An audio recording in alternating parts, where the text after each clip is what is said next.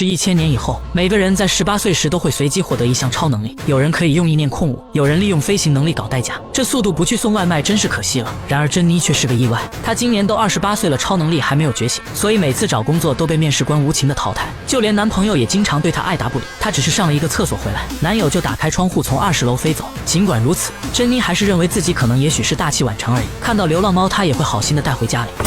不料却刚好碰到合租的二蛋正穿着紧身衣在扮演超人，珍妮忍不住调侃道：“你这哪里像是超人，简直就是一个真空包装的木偶。”说着还拿出手机拍照。二蛋见珍妮要让自己出丑，立马使用超能力让时光倒流。随着镜头一帧一帧往后退，很快时间便来到1分钟以前。二蛋赶紧把斗篷脱掉，可能是紧身衣太小的缘故，愣是半天都脱不下来。眼看珍妮已经开门走进屋里，他急忙跑进卫生间把门关上。Don't come in. I'm masturbating. 终于避免了一场尴尬。这天晚上，珍妮来参加表妹的18岁生日，这意味着表妹即将解锁新的技能，大家都用期待的眼神看着她。母亲让她隔空把电视打开，小美迫不及待地用力挥手，可是却没有一点反应。父亲让她用意念试试，小美再次试了一下，然而却没有感知任何变化。母亲赶紧安慰道：“超能力未必一定要在生日当天觉醒，也可能过几天就会解锁。”珍妮的心里却有些庆幸，因为终于有人跟她一样平凡。可是还没等她高兴几秒，表妹就在开冰箱时不小心把门拉掉。原来她的超能力就是力大无穷。为了炫耀自己的超能力，小美竟然让母亲坐在沙发上单手举起，这让珍妮再次感到失落。她随手顺了一瓶香槟，便怒气冲冲地离开。本想找男朋友倾诉一下心中的不满，不料却发现一个金发美女坐在家中。珍妮以为这是她的新女朋友，但是男孩却矢口否认。Well, if it's not a date, it's no harm in joining, right? 就这样，三人开始一起共进晚餐。吃饱喝足以后，卢克竟当着他的面抱着女孩在天空飞行，这可是他从来都没享受过的待遇。这次说什么也要让卢克带他飞上一回，可卢克却说他太重，可能飞不起来。Maybe next time? Oh, come on. It's kind of hard work. You need to think about load bearing. Load bearing. 可是金发美女明显就比珍妮还重，在珍妮的强烈要求下，卢克很不情愿地把珍妮带上了天，完全没有了刚才飞行的浪漫。最后男孩把她放在路上就匆忙飞走，失落的珍妮只好打电话给去世多年的父亲诉苦，她想知道为什么自己没有超能力。然而电话的另一头竟然是她的闺蜜凯莉，凯莉的超能力是通灵，所以珍妮经常找她帮忙与父亲对话。在父亲的鼓励下，她终于来到探索超能力的诊所，想到自己就要觉醒超能力，珍妮心里十分高兴。Yeah. So our packages start at 9,500. 然而当她听到治疗费用后，脸上的笑容瞬间消失，她决定靠自己想办法觉醒超能力。第二天一大早，他们就到餐厅点了一份最辣的食物，结果超能力没有激发出来，珍妮却被辣得满脸通红。她迅速冲进一家超市，从冷藏柜拿出一瓶牛奶就喝，不料刚喝到一半，广播就突然响起。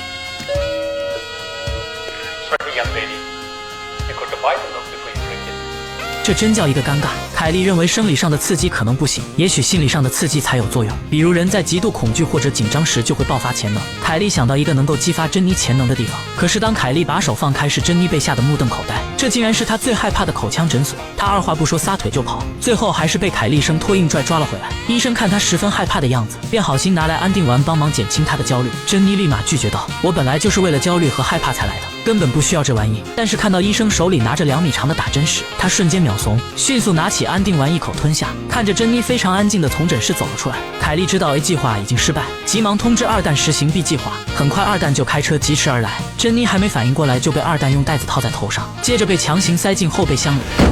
可能是刚才的安定丸还没失效，珍妮昏昏沉沉，没有丝毫害怕，在车里不断给卢克发着肉麻的语音。而另一边，二蛋跟凯莉因为讨论美食太过投入，车子被交警拖走都没有察觉。等他们发现车子不见时，才开始四处寻找。好不容易找到车子，却发现钥匙不知去了哪里。好在珍妮的表妹小美刚好路过。Let me out, please. 在珍妮的苦苦哀求下，表妹这才答应帮她把车门打开。在回去的路上，珍妮终于清醒了过来，她急忙请求姨妈用超能力帮她把刚才的语音撤回。然而姨妈并不太会使用智能手机，结果越弄越糟，不小心连上了车里的蓝牙。 What is all awful such a pretty car? 这么肉麻的话瞬间让车里所有人都尴尬不已，空气中到处弥漫着春天的气息。小美建议她不如多发一些信息，把之前的语音覆盖，这样她就不会听到这么肉麻的话。珍妮觉得有些道理，刚回到家就迫不及待地开始拍照发给卢克。为了尽量吸引卢克的注意，衣服当然是穿少一点好，但珍妮觉得这似乎还不够，于是有了一个大胆的想法，完全没有注意到身后黑猫的感受，直到她突然发现身后站着一个男人，珍妮被吓得大声尖叫起来。但立马又开始激动不已，他认为这或许就是自己的超能力，只要动物看到两边就会变成人类。为了验证他的猜想，珍妮决定先找二哈试试。不料二哈却看了半天没有反应，直到二哈的主人赶来，珍妮这才尴尬地把衣服放下。原来就在几天以前，珍妮在路边看到一只流浪的小猫，便好心将它带回家里。可是到了夜里，小猫竟偷偷爬到她的床上，瞬间变成一个男人的模样。珍妮似乎觉察到了什么，就在她即将起身的时候，男人却瞬间恢复了小猫的模样。珍妮还以为自己产生了幻觉，又倒头开始呼呼大睡。不料第二天一大早，小猫再次变成了人类，珍妮被吓得大声尖叫。I'm not a man, I'm a cat. No, I'm a man, not a cat, I'm a man. 男人一会说他是猫，一会又说他是人，但他到底是人变成了猫，还是猫变成了人？男人也对此一无所知。二蛋可不想多管闲事，打算找个车子把他送走了事。可珍妮却不同意，非要帮猫哥查明身份不可。看着静静躺在床上的猫哥，珍妮似乎明白了什么，也许小猫变成人类跟他有关。凯莉也完全赞同他的说法。To me, they're pretty powerful as they are. One's a bit more powerful than the other.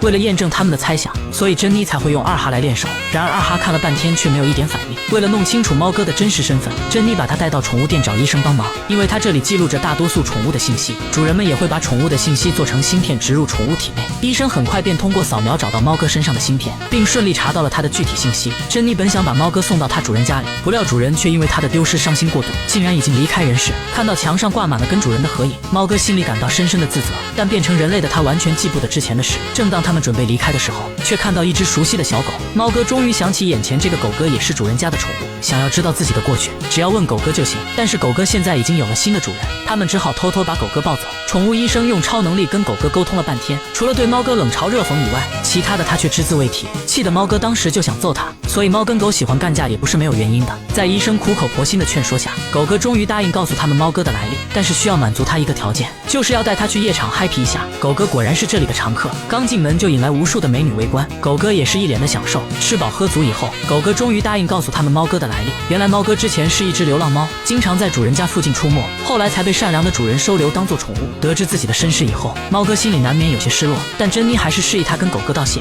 Thank you, Tito. 然而狗哥也不想再回去当宠物，他希望自己能像狼一样自由生活。医生只好满足他的心愿。不料刚走没有多远，前方就传来一阵刺耳的声音。看来真是好心办了坏事啊！到了1000年以后，每个人在18岁时就会随机拥有一项超能力，有自带红外线的千里眼，也有全身带铁的万磁王女孩，还有这个能够随时随地召唤海洋生物的男孩。而这个脑袋尖尖的黄毛就更加离谱，他的超能力竟然是用肚子来做3D 打印，只有你想不到的东西，没有他打印不了的。只需要10秒时间，一个栩栩如生的玩具就可以新鲜出炉。只是这味道让人难以接受，但猫哥却丝毫不会介意，因为玩具可是他的最爱。二蛋之所以把这些人聚集在一起，并不是为了对抗外星人，而是维护社区的治安。虽然觉得有点大材小用的感觉，但是在这个人人都有超能力的时代，他们只不过是普通的市民而已。既然是正义者联盟，那闪电侠肯定必不可少。二蛋想知道他到底能有多快。How fast do we go?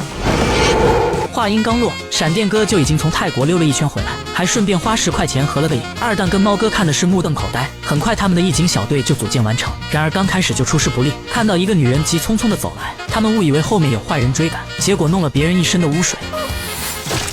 Oh, thanks a lot. It takes ages to clean up.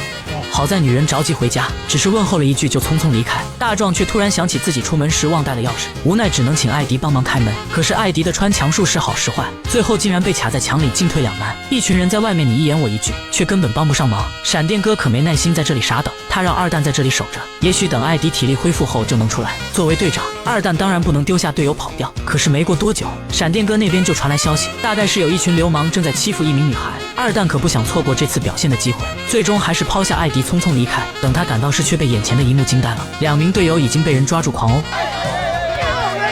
二蛋顿时有点害怕起来，根本不敢上前帮忙。闪电哥要不是跑得快，肯定也被按在地上摩擦。二蛋急忙使用超能力让时光倒流，这样队友就可以提前逃跑。然而回到1分钟前的时候，超能力却突然断开。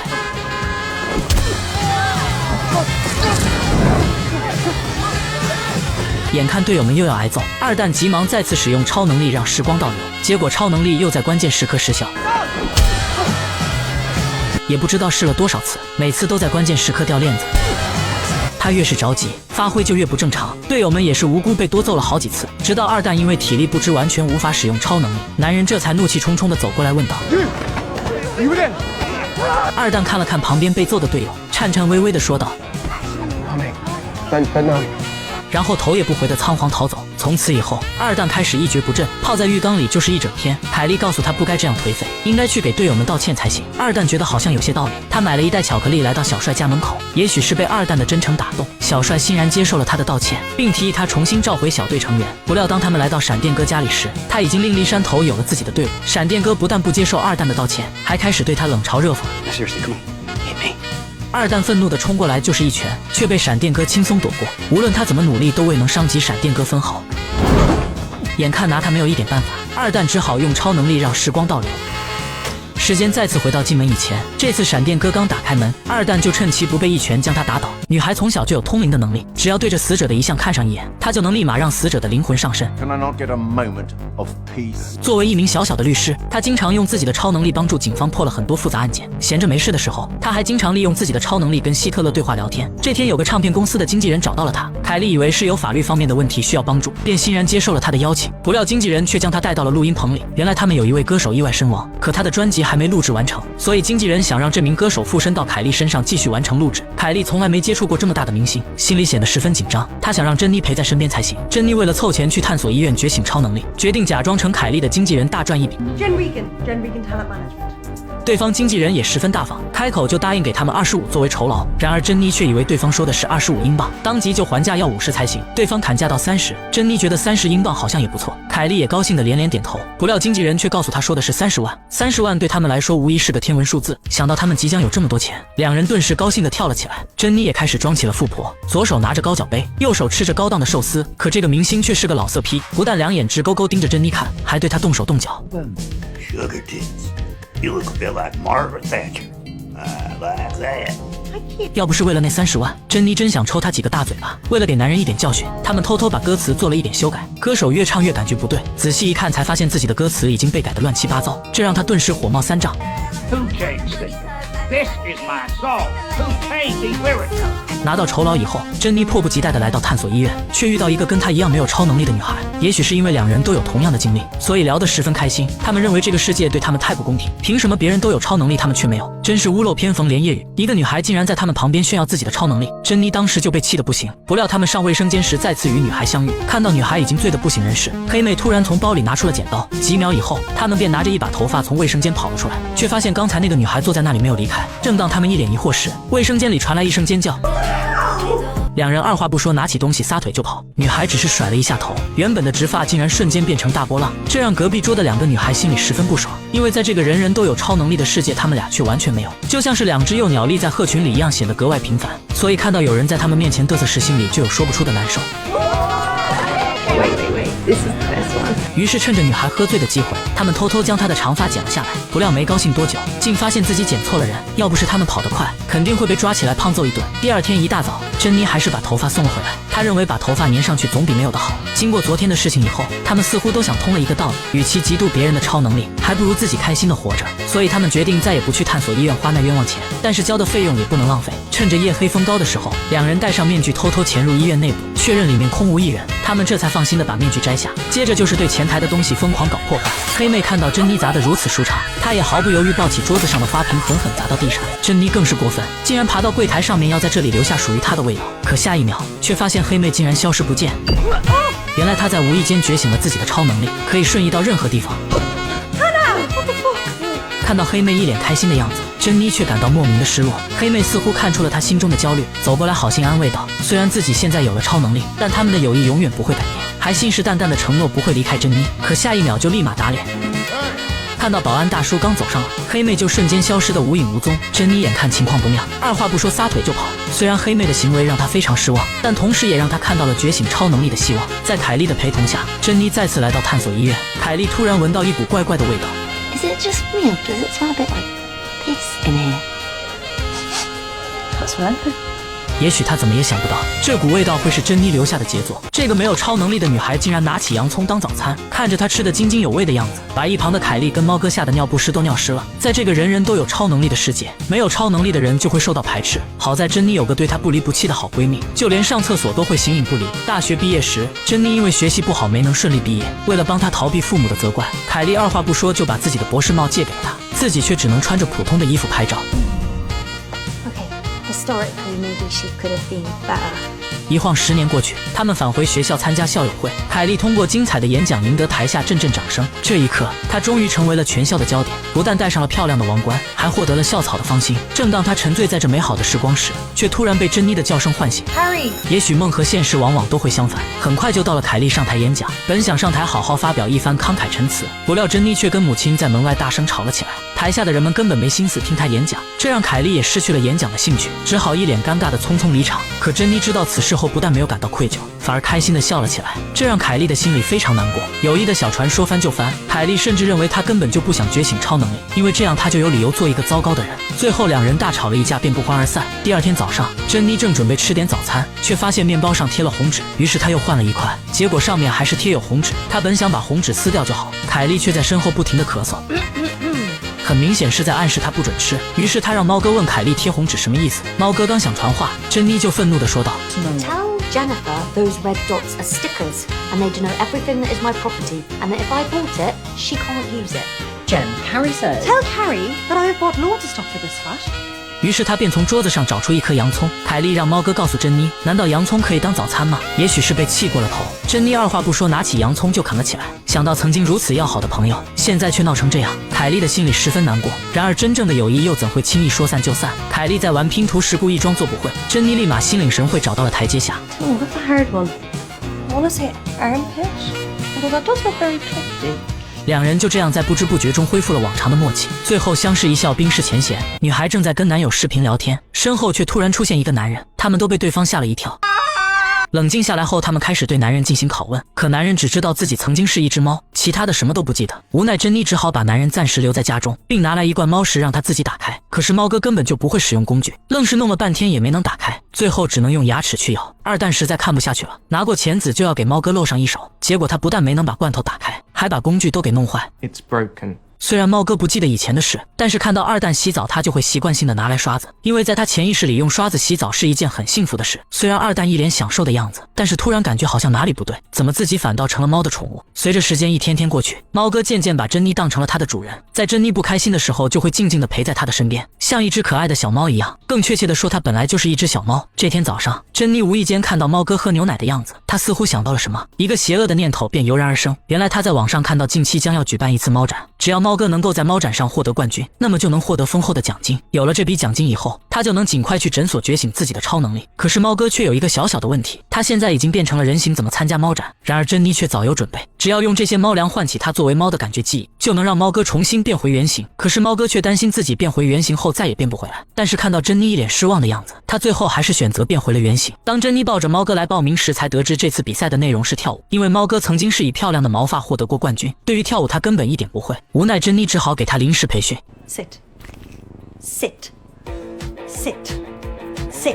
不料变回原形的猫哥根本无法与他交流，珍妮当场就被气得暴跳如雷。可是为了丰厚的奖金，她还是硬着头皮把猫哥带上舞台，希望会有奇迹的发生。然而猫哥不但没有配合她的表演，反而从台上跳下来仓皇逃跑。看到台下评委们一个个露出嫌弃的表情，珍妮一时不知该如何是好。这是一个人人都有超能力的世界，每个人到了18岁就会随机觉醒一项超能力。可珍妮到了28岁还没有觉醒，为了赚钱去超能力诊所觉醒自己的超能力。她带着猫哥来到猫展参加比赛，可是变回原形的猫哥一点都不配合，还趁他不注意时跳下舞台仓皇逃走，这让珍妮十分尴尬，她只能一个人在舞台上硬撑。正当她一筹莫展的时候，猫哥突然变成人形站到她的身后，珍妮像是抓到了救命稻草，两人开始在舞台上尽情的跳舞。虽然他们的舞蹈十分优美，配合也十分默契，但这是猫展而不是选秀节目，评委们纷纷给出了0分。虽然没有如愿拿到奖金，但珍妮还是非常感激猫哥能够陪她一起参加节目，而她的无心之举却被猫哥当成了表白。第二天一大早，他竟然把自己的猫窝搬到了珍妮房间，珍妮却告诉自己只是把它当成宠物一样喜欢。可床头的几个大字完全出卖了他的内心。这天在派对上，猫哥又情不自禁的想要亲亲，却被珍妮无情的拒绝。也许他需要给自己一点时间去接受猫哥。与此同时，厌倦了平淡生活的凯莉决定跟二蛋提出分手。I feel like yeah, we're in a relationship, and sometimes I feel more like your mum than your girlfriend, and I need you to be more mature. I hear you. Is there something I can do to prove to you that I'm listening? I suppose you could start looking for a stable job. That would help. 可是他话还没说完，二蛋就使用超能力让时光倒流。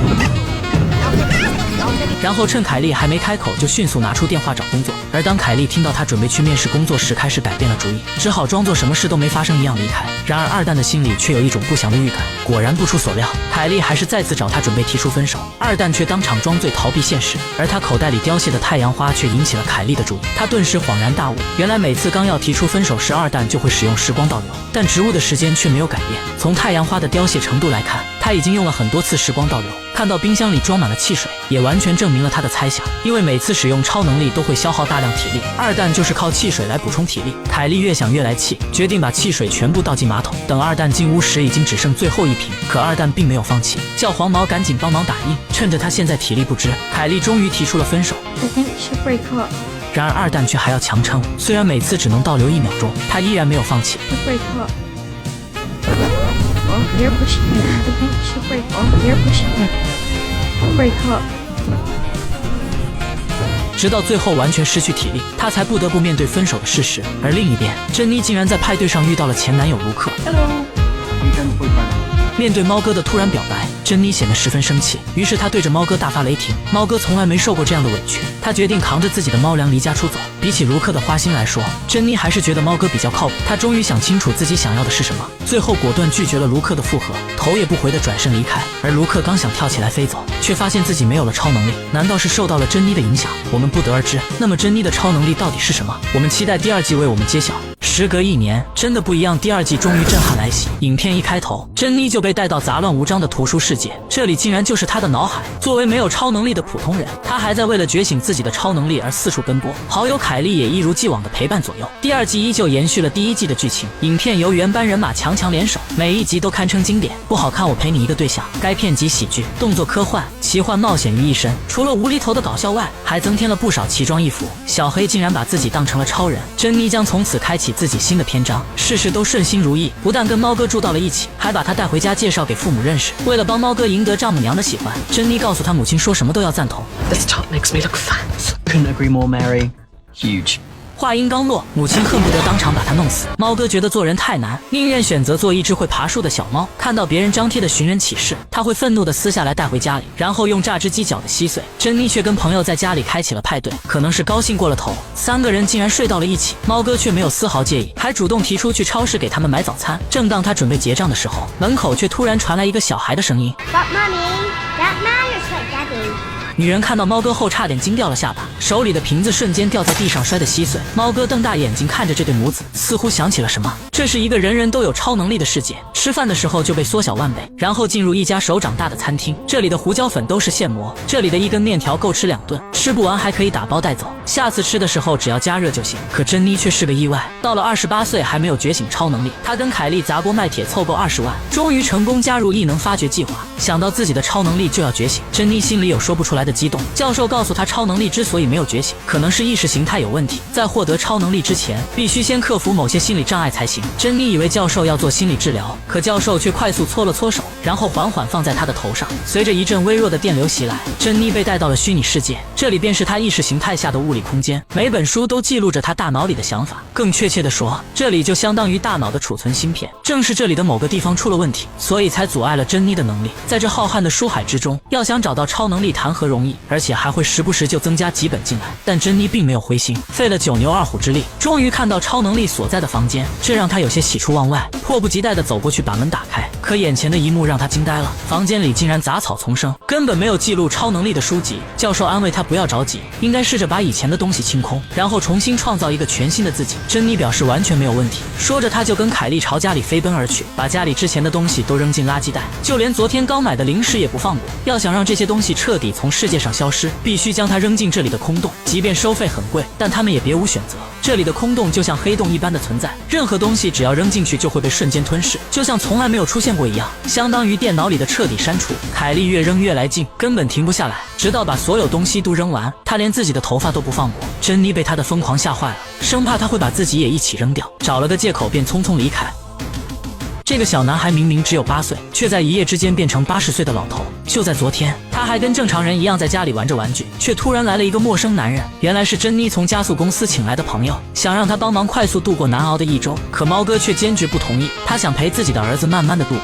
两人为此躲在房间里大吵了一架。朋友却误以为要让孩子快点长大，他一边对着孩子使用超能力，一边却在偷听珍妮跟小黑吵架。可能是听得太过入迷，竟忘记了身边的孩子。等他反应过来，为时已晚，孩子已经变成了老头。而这样的超能力是不可逆的。眼看儿子的时日不多，小黑决定带他去游乐园度过美好的时光。虽然儿子心里十分想玩，但快速衰老的身体却让他力不从心。然而小黑却偏要让他去坐滑梯，结果下一秒弄得全身是伤。到了晚上，小黑的前妻刚下班回到家里，珍妮正准备解释孩子变老的事情，可还没等他说完，孩子就叫起了妈妈。妈咪。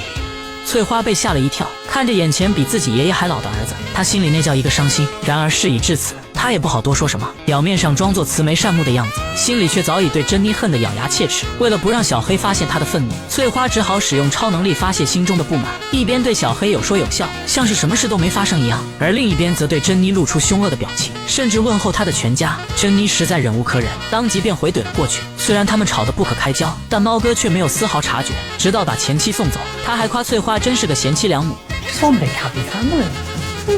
女孩只是不小心吃错了药，竟复制出无数个自己，就连周围的同事也变得透明起来。她以为自己产生了幻觉，用力地眨了眨眼睛，可依旧看不清同事的样子。原来凯莉跟小黑分手后，就遇到大黑的疯狂追求，不但上厕所都跟着他，还使用超能力将自己分身，一个去工作，另一个留下来陪凯莉聊天。不管凯莉走到哪里，他都像跟屁虫一样跟在后面。不料却在办公室遇到了前男友。自从跟凯莉分手后，小黑下定决心要找工作，毕竟工作中的男人才有魅力。然而第一天上班，他就开始摸鱼，竟然把办公室当成家里。凯莉实在看不下去了，拿出一份文件叫他帮忙打印，结果 A4 纸被他弄成了1纸。看着这么大的空白，凯莉差点被气得半死。从此以后，凯莉再也不敢叫他帮忙做事，即便小黑主动询问，凯莉也是果断拒绝。可小黑并没有就此放弃，他偷偷帮凯莉清理了柜子，本以为凯莉看到后会感激涕零，可凯莉差点崩溃。这可是他花了好几天才整理出来的文件柜，所以要用的东西都已经分类放好，不料现在却被小黑装在了一起，这让他瞬间有种欲哭无泪的感觉。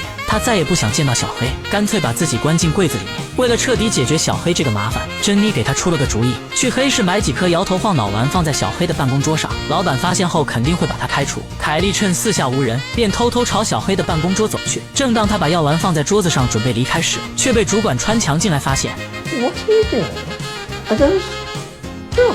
眼看就要人赃俱获，凯莉急忙解释道：“这只是感冒药而已，主管刚好感冒，让他给自己1颗服用。”正当他一时不知该如何是好的时候，老板突然走了过来。凯莉趁他们谈话的瞬间，将所有药片吞了下去。结果开会的时候，药物就开始发作，很快就产生幻觉。眼看就要被同事们发现端倪，凯莉突然站了起来，正准备用超能力帮顾客附身，然而却没能成功。她用尽全力又试了一次，结果还是没有任何反应。正在此时，小黑突然走了过来，将凯莉拉了出去。然而凯莉的幻觉越发严重，整个人竟然飘了起来。他们正想着接下来该怎么应对，大黑突然跑了过来，叫他们赶紧回去开会。为了避免产生幻觉，凯莉干脆戴上墨镜给顾客画画。小黑不想他被老板开除，二话不说便使用时光倒流，想帮凯莉回到吃药前。结果超能力却被弄反，竟然把时间向前快进了几个小时。凯莉的油画已经完成，她一脸得意地摘掉眼镜，富豪们满是期待地想要欣赏她的杰作。当老板把画转过来时，所有人都惊呆了，画板上的画竟然是这个鬼样，而凯莉还是迷迷糊糊，还给自己的杰作点了个赞。女孩无意间打开尘封100年的箱子，竟找到了觉醒超能力的书本。教授看到后激动不已，原来珍妮内心的恐惧是亲密，现在既然找到了问题的根源，那么只要想办法克服这种恐惧，体内的超能力就会重新觉醒。教授当即便给他布置了任务，必须从身边选择一个人向他表达爱意，这种爱可以是亲情也可以是爱情，只要是发自内心就行。珍妮觉得完全没有问题，见猫哥独自一人在客厅，他便鼓起勇气走了进去。正当他准备对猫哥表达爱意的时候，却看到沙发上被弄得乱七八糟。今天是万圣节，猫哥却想变回猫的样子，这样就可以不用给女友买节日礼物，也不用陪儿子去做无聊的事情。珍妮被气坏了，原本想好的甜言蜜语瞬间烟消云散，随后说出来的话竟变成了调侃。You know, I really appreciate you and fucking love you, bro. Did you just say you love me? Maybe, I don't know. What are you, the love police? Ever heard of ACAB cake? That's what you sound like, mate. 没想到话到嘴边却难开口，表达爱意根本没有他想的那么简单，看来只能换老妈试试。可当他打去电话的时候却无法接通，无奈他只能给老妈留言。Mom, Mother, Anna, I was just calling to say I love you. My children do. I love you so much. Just want you to know that. Love, love, love. 这态度明显就不真诚。看来跟老妈也不能做到心平气和。刚到店门口准备上班，却被顾客堵得水泄不通。好不容易坚持到下班，珍妮有气无力地抱着快递回家，刚准备打开箱子看看有没有惊喜，却突然发现屋内不太对劲，难道是进了小偷？她屏住呼吸，拿起开快递的小刀，小心翼翼地朝房间里面走去。定睛一看，竟然是小黑，身边还绑着一个女孩，看样子好像是凯莉。珍妮走过去想要取下头套，却被小黑拦住。No, wait. That's not Carrie. 说着，他便取下头套，迅速躲到珍妮身后。为了逃避给女友买万圣节礼物，男人竟然把自己变成一只野猫，结果被一只小白猫深深吸引，两猫就这样在垃圾堆度过了一个愉快的夜晚。第二天晚上，猫哥实在饿得不行，竟然跑进人类设下的陷阱，很快就被带到动物收容所。为了防止这些流浪猫繁殖太快，人类准备给他们做一个小小的手术。大壮正要给猫哥注射断子绝孙药，外面突然有人找他，无奈大壮只能暂时离开。等他回来后，却发现猫哥不见了踪影。正当他爬在地上四处寻找的时候，猫哥却悄悄伸出了猫爪，趁其不备把针头推了下去。不偏不倚，刚好扎到大壮的身上。本以为这点剂量根本没有什么问题，结果下一秒就倒在地上晕了过去。猫哥则大摇大摆地逃走，不料刚到路边就被3只二哈盯上。可能是看他很不顺眼，二话不说就朝他追了过来。猫哥一路狂奔，被追到了死胡同里。所幸他比二哈多了一项技能，蹭蹭两下就爬上了前面的大树。而另一边，凯莉为了让自己变得时尚，竟然用超能力把去世多年的女演员召唤了出来。 And you want me to what again, darling? Teach me how to be sexy. 冬梅不但教他穿着打扮，还教他如何撒娇卖萌。凯莉听得十分认真，每个重点都用笔记录了下来。本以为学习结束后就可以把冬梅送走，可冬梅却看上了她年轻漂亮的身体，竟然强行赖着不走。冬梅把自己打扮得花枝招展，简直比麦当娜还要漂亮。凯莉试图将她赶出自己的身体，可试了几次都没能成功。小黑却没有丝毫察觉，他走进来拍了拍凯莉的肩膀，可下一秒差点被吓尿。 Hello, handsome. 为了将冬梅从凯莉的身体赶走，他们将凯莉绑了起来，然后在网上学习驱魔的办法。与此同时，一群年轻人正在学女巫骑着扫把飞行，结果不小心撞到高压线上，当场嗝屁。冬梅挣脱束缚站了起来，正要对小黑图谋不轨，房间却突然停电。珍妮急忙找来手电筒打开，刚转身就被吓了一跳。冬梅手里拿着小刀，缓缓朝他靠近。就在千钧一发之际，房间里的灯光突然亮了起来。原来小黑一直就在他身后。珍妮急忙给他使了个眼色，小黑立马心领神会，一把将凯莉抱住。珍妮迅速冲过去，将他手中的小刀夺下。面对这个难缠的家伙，他们竟一时不知该如何是好。正当他们一筹莫展的时候，珍妮的母亲突然找了过来。收到留言后，他十分担心，以为是珍妮的临终遗言。看到珍妮现在相安无事，他瞬间松了口气。面对这个骚里骚气的冬梅，老妈急忙拿出一面镜子，准备降妖除魔。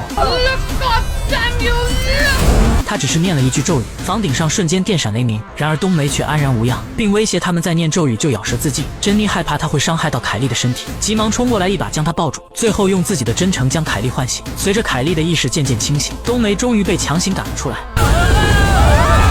这是一个人人都有超能力的世界，可珍妮却是个例外。她一直在为自己没有超能力而苦恼。为了发掘超能力，她几乎花光了身上所有的积蓄。直到这天早上，在异世世界中无意间发现一个黑洞，他们便好奇地爬了进去，可里面却伸手不见五指，根本看不到一点光线。正当他们准备返回的时候，灯光突然亮起，房间里的肥皂泡满天飞舞，地上还放着一本十分厚重的书本。教授终于找到了阻碍他超能力的原因，因为父亲在他16岁时就离开了人世，这让年幼的珍妮一时无法接受，所以他潜意识里将自己停留在了18岁以前。要想觉醒超能力，就必须彻底从父亲的世界里走出来。可珍妮一直通过凯莉的超能力跟父亲联系，要将父亲忘记谈何容易。当父亲得知后十分伤心，但还是依依不舍地跟珍妮做了最后的告别。这意味着从此再也不能跟父亲联系。珍妮伤心的泣不成声。跟父亲告别以后，她迫不及待地想要觉醒自己的超能力，试着用意念打开微波炉，却没有成功。她又试着用意念将台灯关闭，可仍旧没有反应。 Keep trying. 在凯莉的鼓励下，他继续朝不远处的木偶伸出双手。此时此刻，所有人都屏住呼吸，等待着见证时刻的奇迹。在珍妮坚持不懈的努力下，玩偶竟然瞬间爆头。看到他终于觉醒了超能力，朋友们激动不已，纷纷为他鼓掌庆祝。珍妮的心里有说不出来的高兴。然而不出意外的话，肯定要出意外了。只见黄毛走过去，拿起木偶的头看了一下，发现这是他们演戏用的道具，因为忘记关电，所以发生了炸裂。想到刚才竟然是空欢喜一场，珍妮脸上的笑容立马消失。她抱上父亲留下的遗物，匆匆离开，再次来到扔垃圾的空洞。只有把这些东西扔进去，她才能彻底跟过去告别。然而朋友们却怕她想不开，很快便找了过来。珍妮看了看父亲留下的翻盖手机，依依不舍地扔了下去。正当他准备扔微波炉的时候，小黑却不同意，毕竟这么好的微波炉扔掉有些可惜。他本想抱回家自己用，却不小心将门打开，珍妮一个没站稳便掉了下去。小黑被吓坏了，急忙使用超能力想要时光倒流。然而珍妮并没有回来，他慌慌张张又试了一次，可依旧没有作用。与此同时，珍妮却被空洞带到了另外一个空间。至于这是哪里，期待第3季为我们揭晓。